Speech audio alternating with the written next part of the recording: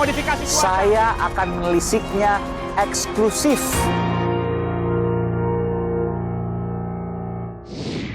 Ya saya pikir kalau Kapolri itu bukan keluar dari resmi dari presiden sebagai yang berhak untuk menentukan satu nama yang akan diajukan ke DPR. Tetapi kalau dilihat dari kinerja, ya juga kita kenal baik dan mempunyai kinerja yang baik. Itu satu. Saudara, salah satu sosok yang dianggap juga memiliki pengetahuan terkait dengan gonjang-ganjing kursi menjelang bursa Kapolri baru adalah Koordinator Masyarakat Anti Korupsi Indonesia, Bung Boyamin Saiman. Bung Boyamin, terima kasih. Jelas salah kalau saya dianggap tahu sebenarnya. Mas Boyamin, apa yang terjadi yang Anda lihat, analisis Anda? Iya, namanya setiap mau pergantian Kapolri, itu selalu ada gonjang-ganjing, itu wajar. Itu wajar. Dan dengan segala intriknya, segala sesuatu dukung-mendukung, di dalam itu justru lebih, istilahnya lebih heboh daripada politisi pemilihan Ketua DPR. Kalau Ketua DPR itu ya segitu-gitu aja, tapi justru Kapolri ini betul-betul dinamika di dalam itu kalau tahu semua, heboh betul, riak-riaknya sangat, kubu-kubuan segala macam itu besar sekali. Ya, itu sudah sejak zaman Kapolri bisa dipilih oleh DPR itu. Termasuk kemudian pertanyaan publik ketika misalnya waktu Rizik Syihab datang. Ya. Kalau demo aja mau agak besar, itu pasti pengamanan luar biasa, persiapan dan sebagainya. Ini kemudian sampai misalnya di bandara, mengganggu jadwal bandara, itu sekolah terkesan tidak diberikan sebuah persiapan yang matang. Ya. Adakah ini kemudian sebuah kesengajaan? Ini kan bicaranya Jakarta.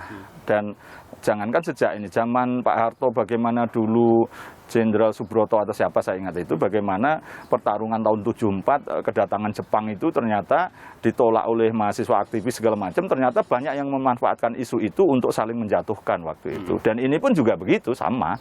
Dan ini proses-proses itu saya sesuatu yang halal aja sebenarnya, wajar-wajar aja. Tergantung para pihak itu memahami seperti apa, masyarakat memahami seperti apa, dan kita lihat apapun ini tidak bisa dilepaskan dari proses-proses politik gitu. Jadi masyarakat punya persepsi apa aja silahkan. Silahkan. Meskipun ada fakta yang memang sulit untuk dibantah. Ya. Dan itu yang dalam konteks tertentu itu adalah ada sesuatu pihak yang kadang-kadang merasa diuntungkan dengan proses itu. Nah, supaya merasa diuntungkan itu kadang-kadang juga membuat trik, membuat suatu kegiatan yang sifatnya kontra intelijen. Dan itu biasa aja. Termasuk adanya kutub-kutub atau yang disebut dengan geng, kaitan ke daerah atau kaitan ke wilayah, itu hal yang wajar. Wajar aja karena dan itu memang ada. Ada, dan proses ini pergolakan dinamika politik itu selalu akan saling mengkait dan sesuatu yang sifatnya karena saya politisi Orde Baru begitu sangat gampang memahami ini semua. Anda berdiri sendiri. Baru? Iya, tahun 97 kan sudah DPRD Solo. Jadi saya ini politisi senior gitu loh, bukan ABG kemarin kalau dunia politik. Di situ? Ya, semua pasti ada kait-mengkaitnya, ada proses politiknya, proses dinamikanya, dan akhirnya berkelindan dengan kepentingan-kepentingan. Dan bisa jadi sampai level cukong dan cukong gitu. Jadi sampai cukong? Iya. Maksudnya?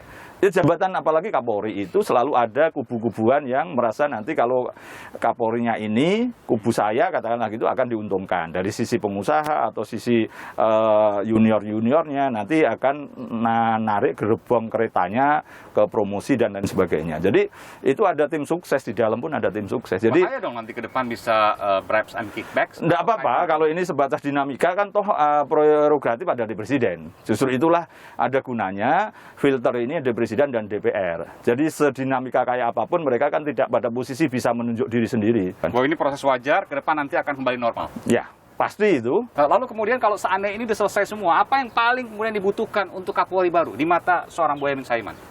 Kalau saya berbicaranya terakhir kan kasus Joko Chandra. Oke. Tanpa peran Pak Idam Aziz yang tegas dan kerja senyapnya begitu, perkara ini saya yakin akan diselesaikan dengan cara adat. Tapi karena ketegasan Pak Idam Aziz, maka ini diproses hukum dan sampai level jenderal pun kena. Justru saya berpikiran di Undang-Undang Kepolisian itu kan boleh diperpanjang dinas aktif seseorang kepolisian. Dan itu punya keahlian.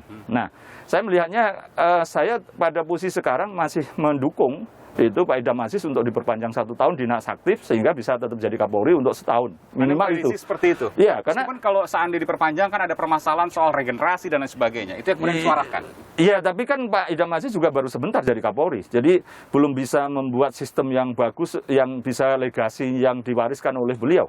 Dan apapun ketegasan ini perlu diperpanjang 1 tahun untuk menuntaskan semua. Jadi biar karena nanti kalau diganti Kapolri baru malah justru nanti banyak seperti tarik menarik kepentingan misalnya begitu, sehingga proses hukum ini menjadi setidaknya jadi setengah mentah lagi gitu. Sekarang Anda menyebutkan Jenderal Polisi Idam Aziz, sebelumnya yang berjasa dari kasus Joko Chandra adalah Kabareskrim Komisaris Jenderal Listio Sigit Prabowo. Ini agak berubah nih. Ya, enggak, karena apapun kan konteks itu kan dalam posisi Kabareskrim bisa begitu, kalau tidak ada perintah dari Kapolri kan tidak mungkin. Polisi berprestasi itu bukan polisi yang mampu mencegah perampokan, tapi yang kemudian bisa mencari perampok kan gitu kan. Kemudian dapat reward kan gitu kan. Kalau bicara reward sekarang paling layak ya menurut saya Kapolri Idam Aziz. Jadi Anda membuka kemungkinan baru, bukan dari orang baru, tapi bisa jadi panjang Kapolri yang lama. Iya, karena untuk menjaga ini kan Desember ini kan ada pilkada dan ada proses. Saya melihatnya nampaknya bisa aja Presiden akan mengambil opsi itu karena sampai sekarang belum ada.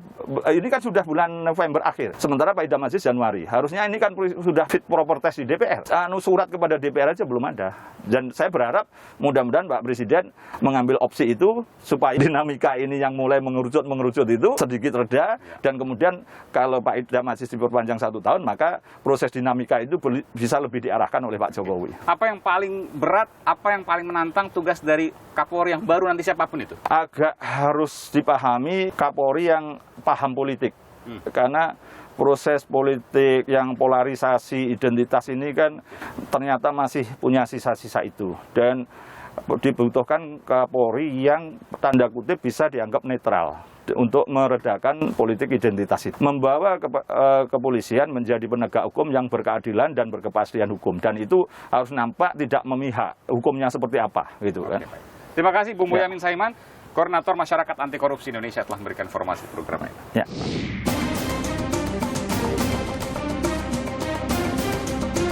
Dua Kapolda yang tidak melaksanakan perintah maka diberikan sanksi berupa pencopotan.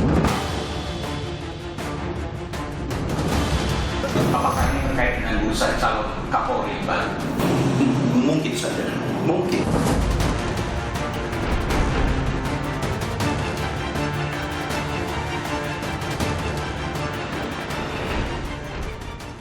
Teknik modifikasi cuaca. Saya akan melisiknya eksklusif